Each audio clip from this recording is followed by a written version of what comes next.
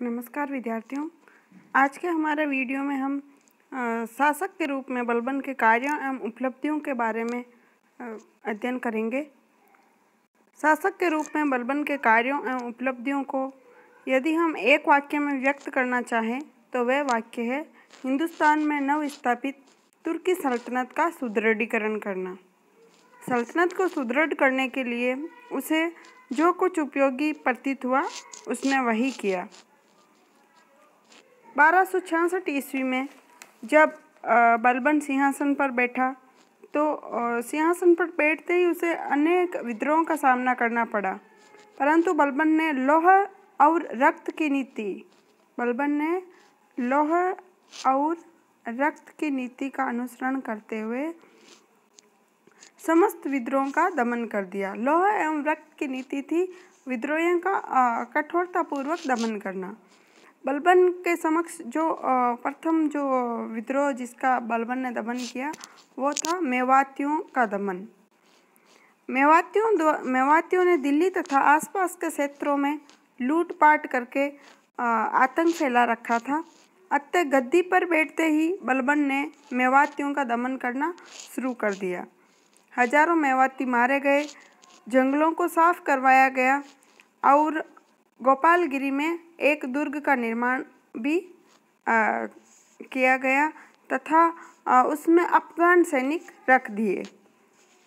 जंगलों में नई नई सड़कें और सैनिक चौकियां बनवाई। इस प्रकार बलबन ने मेवातियों का दमन करके उन्होंने जो आतंक फैला रखा था उसको समूल नष्ट किया। नेक्स्ट है दोआब के विद्रोहियों का दमन। दोआब के हिंदू विद्रोही भी दिल्ली सल्तनत के लिए गंभीर चुनौती बने हुए थे।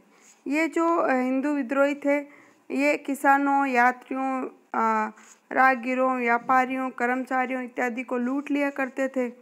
अतः बलबन ने विद्रोहियों के दमन के लिए प्रस्थान किया।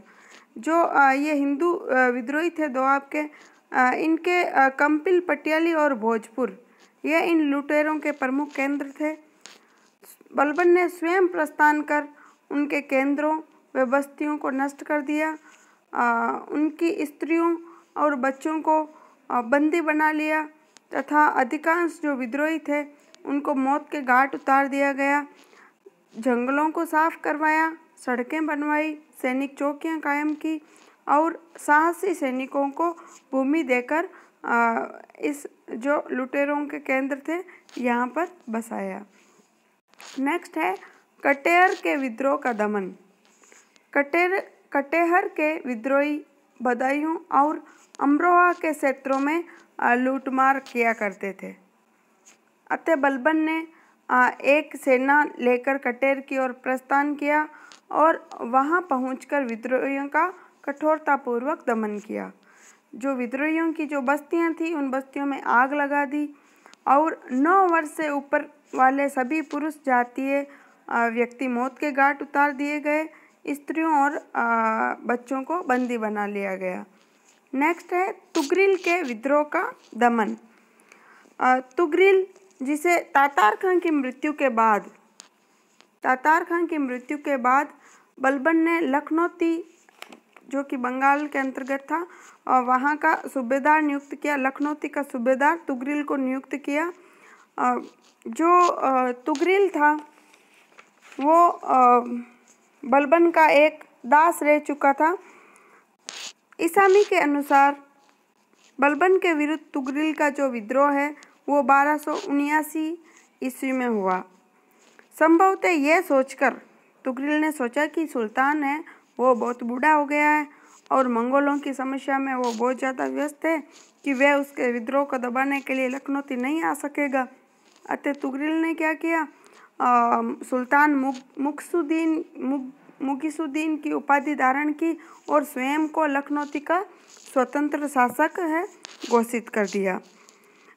जब बलबन को तुगरिल के इस विद्रोह की सूचना मिली तो बलबन ये सुनकर क्रोध से पागल हो गया, क्योंकि उसके विरुद्ध पहली बार किसी अमीर द्वारा विद्रोह किया गया था।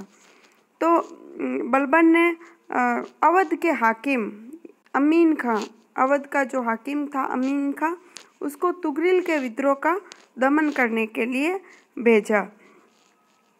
किंतु तुगरिल ने इस शाही सेना को घाघरा के पास युद्ध में परास्त करके तुगरिल ने अमीन खां को भगा दिया। अब जो बलबन था वो क्रोध में बहुत ज़्यादा ऐसे लाल पीला हुआ, बहुत ज़्यादा क्रोधित हो गया। कुपित बलबन ने क्या किया, अमीन खां को अवध के फाटक पर फांसी पर लटकवा दिया।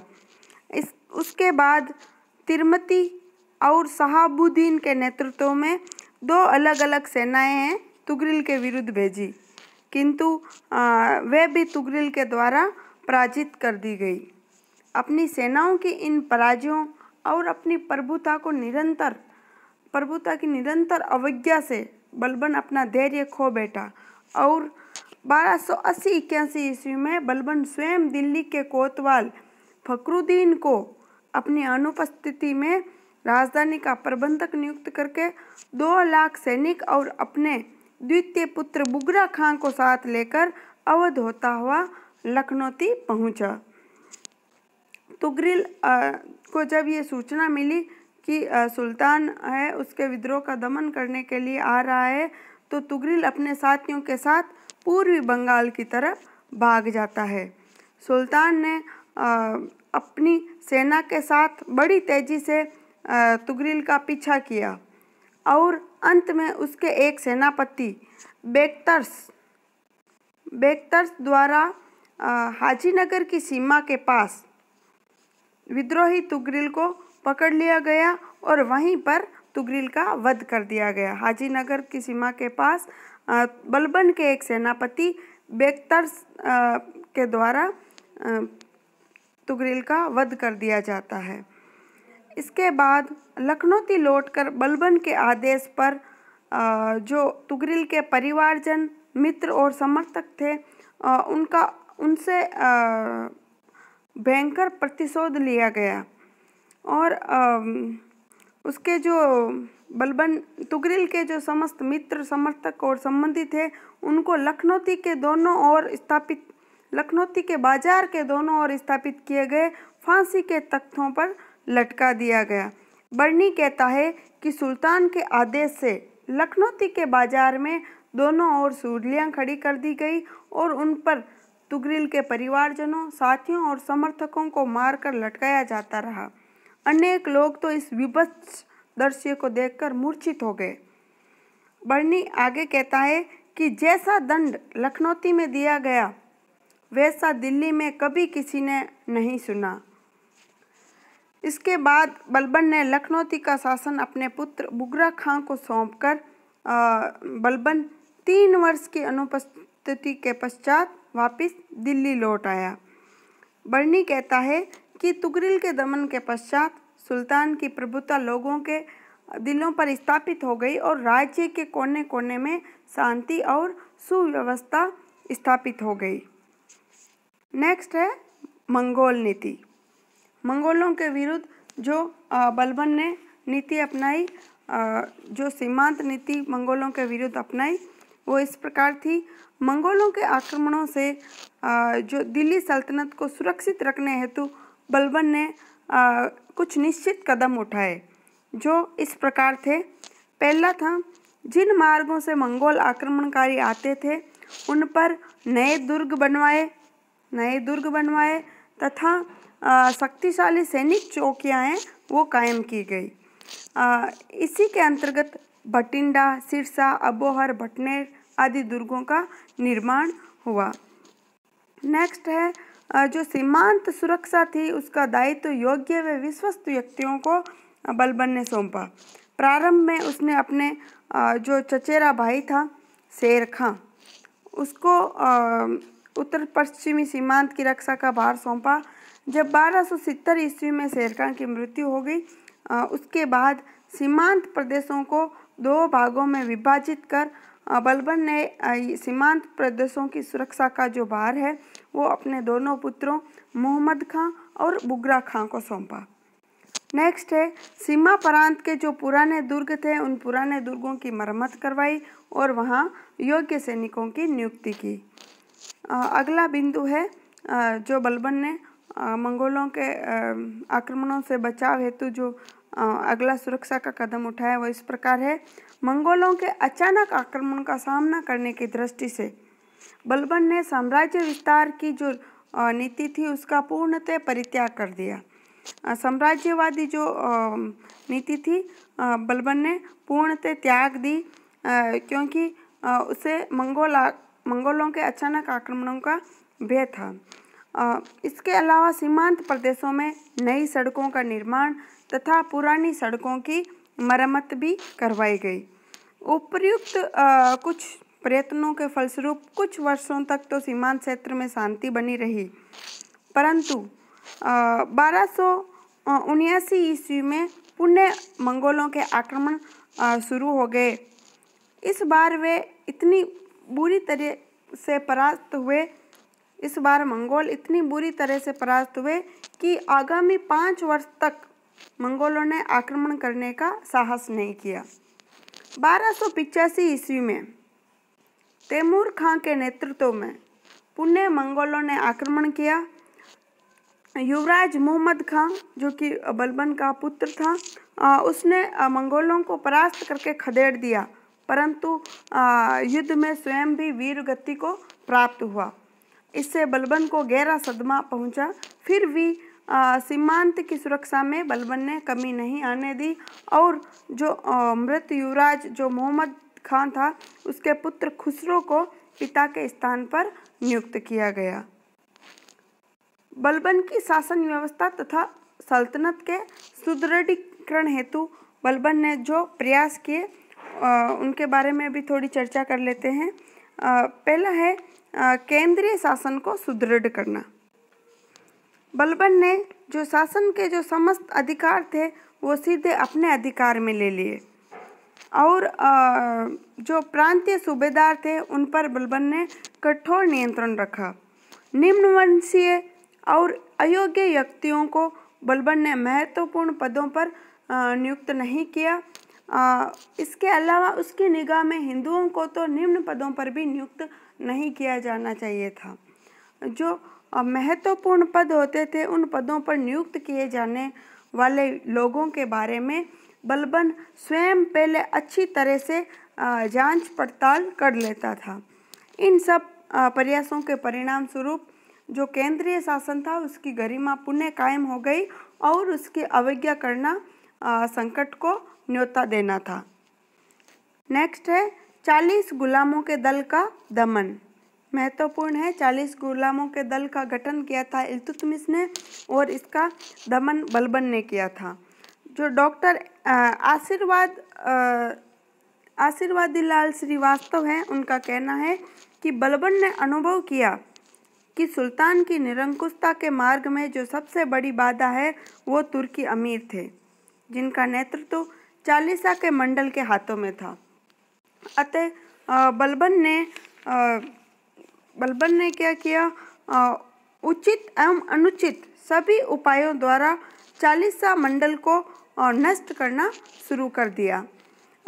इन उपायों में बलबन ने किसी को जहर देकर मरवा डाला तो किसी को किन्हीं अन्य लोगों के माध्यम से मरवा दिया, किसी को न्याय की ओट में दंडित करके प्रजा की दृष्टि में उनके महत्व को गिरा दिया। उदाहरणतः बलबन ने अपने जो चचेरा भाई शेर खान था उसको विष देकर मरवा दिया। वहीं बदायूं का जो सूबेदार मलिक बकबक जिसने अपने नौकर को मरवा दिया था, तो इस आरोप में बलबन ने मलिक बकबक को कोड़ों से पीट कर मारने का आदेश दे दिया। वहीं जो अवध का सूबेदार हेबत खां था उसने नशे में अपने एक आदमी को मार डाला, तो बलबन ने हेबत खां के 500 कोड़े लगवाने के बाद जो विधवा थी, मृतक की विधवा, उसको सौंप देने का आदेश दिया। हेबत खां ने फिर विधवा को 20,000 टंका देकर अपने प्राण बचाए। नेक्स्ट है गुप्तचर व्यवस्था। गुप्तचर व्यवस्था। एक निरंकुश शासन में कठोर गुप्तचर व्यवस्था नितांत आवश्यक होती है और बलबन ने भी इस ओर विशेष ध्यान दिया। उसने साम्राज्य के विभिन्न प्रदेशों में सभी बातों की सूचना प्राप्त करने हेतु गुप्तचर नियुक्त कर दिए। सही जानकारी छिपाने का प्रयास करने वाले गुप्तचरों को कड़ी सजा दी जाती थी। गुप्तचरों पर भी गुप्तचर नियुक्त कर दिए ताकि जो गुप्तचर है वो आतंकित होकर विद्रोही अमीरों के साथ सांठगांठ करने का साहस न कर सके। बदायूं के गुप्तचर ने जब सुल्तान को उचित समाचार नहीं भेजा तो उसकी बलबन ने हत्या करवा दी। गुप्तचर को बलबन के शासनकाल में वारिद तथा गुप्तचर विभाग के प्रधान अधिकारी को वारिद ए मुमल्लिक कहा जाता था। महत्वपूर्ण है। नेक्स्ट है न्याय व्यवस्था। बलबन ने निष्पक्ष न्याय व्यवस्था और कठोर दंड विधान का आश्रय लिया। अपराधी पाए जाने पर बलबन उच्च पदाधिकारियों को भी कठोर दंड देता था। जैसा कि हमने अभी पीछे पढ़ा था कि बलबन ने किस प्रकार मलिक बकबक और जो है बदखां था उसके साथ उनको कठोरता से दंड दिया था। नेक्स्ट है सेना का पुनर्गठन। बलबन ने सेना की संख्या में अत्यधिक वृद्धि की तथा योग्य एवं स्वामी भक्त सैन्य अधिकारी नियुक्त किए। बलबन ने सैनिकों के वेतन बढ़ा दिए, समस्त सैनिक अनुदानों एवं जागीरों की जांच पड़ताल करवाई तथा उनका नवीन वर्गीकरण एवं नवीन व्यवस्था लागू की गई। इसके तहत बलबन ने प्रथम वर्ग के अंतर्गत उन व्यक्तियों को रखा जो कि प्रथम वर्ग के अंतर्गत ऐसे सैनिकों को रखा जो वृद्ध तथा निर्बल थे और इसके अंतर्गत बलबन ने क्या किया, उनके गुजारे के लिए वजीफे की व्यवस्था कर दी और उनकी जागीरों को खालसा अर्थात जो ज़मीन है उसको शाही नियंत्रण में ले लेना। तो उन जो वृद्ध सैनिक थे उनकी जागीरों को शाही नियंत्रण में ले लिया और उनके लिए वजीफे की व्यवस्था कर दी। और दूसरे वर्ग के अंतर्गत उन लोगों को रखा गया जो सैनिक सेवा के योग्य लोग थे, उनको रखा गया और इस वर्ग के जो सैनिक थे उनको योग्यता के अनुसार उनका वेतन निश्चित कर दिया गया। उनकी जागीरों को भी शाही नियंत्रण में ले लिया गया। जो तीसरा वर्ग था उसके अंतर्गत मृतक सैनिकों के आश्रितों को रखा गया और उनके गुजारे की व्यवस्था उनके गांव की आय से कर दी गई और उनकी जागीरों को भी बलबन ने छीन लिया। तब जो मृत सैनिकों के आश्रित थे उन्होंने दिल्ली के कोतवाल फखरुद्दीन के मार्फत सुल्तान से फरियाद की। तब सुल्तान ने इस तीसरे वर्ग की, जो मृतक सैनिकों के आश्रित थे, इस तीसरे वर्ग के लोगों को वापस उनकी जागीरें सौंप दी। नेक्स्ट है सैन्य व्यवस्था के अंतर्गत बलबन ने आरिज ए मुमालिक अर्थात दीवान ए आरिज के पद की प्रतिष्ठा बढ़ाने हेतु उसे अपने मंत्रिमंडल का सदस्य बना लिया तथा इमादुल मुल्क को इस पद पर नियुक्त किया। इमादुल मुल्क ने कठोर परिश्रम से सेना को अनुशासित एवं शक्तिशाली बना दिया गया। बलबन के आदेशानुसार सैनिकों का पूरा विवरण दर्ज किया जाने लगा तथा सैनिकों के प्रशिक्षण की भी समुचित व्यवस्था की गई। बलबन प्रतिदिन 1000 घुड़सवारों तथा 1000 पैदल सैनिकों को लेकर शिकार के बहाने रेवाड़ी तक ले जाता था और रात्रि के पश्चात वापस आता था। इससे सैनिकों को उचित प्रशिक्षण मिल जाता था। कुछ विद्वानों का कहना है कि घोड़ों को जो दागने की प्रथा है वो भी बलबन ने शुरू की थी। सैन्य व्यवस्था के अंतर्गत बलबन ने पुराने दुर्गों की मरम्मत एवं नए दुर्गों का निर्माण भी सल्तनत की सुरक्षा हेतु करवाया। नेक्स्ट है ताज की प्रतिष्ठा में वृद्धि। बलबन ने ताज की प्रतिष्ठा में वृद्धि करने हेतु अनेक उपाय किए जिनके बारे में चर्चा हमने बलबन के राजत्व के सिद्धांत के अंतर्गत की थी कि किस प्रकार बलबन ने अपने दरबार को वैभवशाली बनाया और जो दरबारियों के लिए नियम वगैरह जारी किए वो किस प्रकार से किए। नेक्स्ट है वित्तीय व्यवस्था। राज्य की आय को बढ़ाकर सल्तनत की आर्थिक एवं वित्तीय स्थिति को भी बलबन ने सुदृढ़ बना लिया। बलबन की मृत्यु 1285 ईस्वी में जब युवराज मोहम्मद की मंगोल आक्रमणों के विरुद्ध लड़ते समय मृत्यु हो जाती है, तो इस अकाल मृत्यु ने 80 वर्षीय जो बलबन था उसको मृत प्राय बना दिया। बर्नी बताता है इसके बारे में एक किस्सा कि सुल्तान दरबार में बैठकर राजकाज करता था और दिखावे के तौर पर शौक को भुला देता था, परंतु रात्रि के समय वह फुट फुट कर रोया करता था और अपने वस्त्र फाड़ देता था।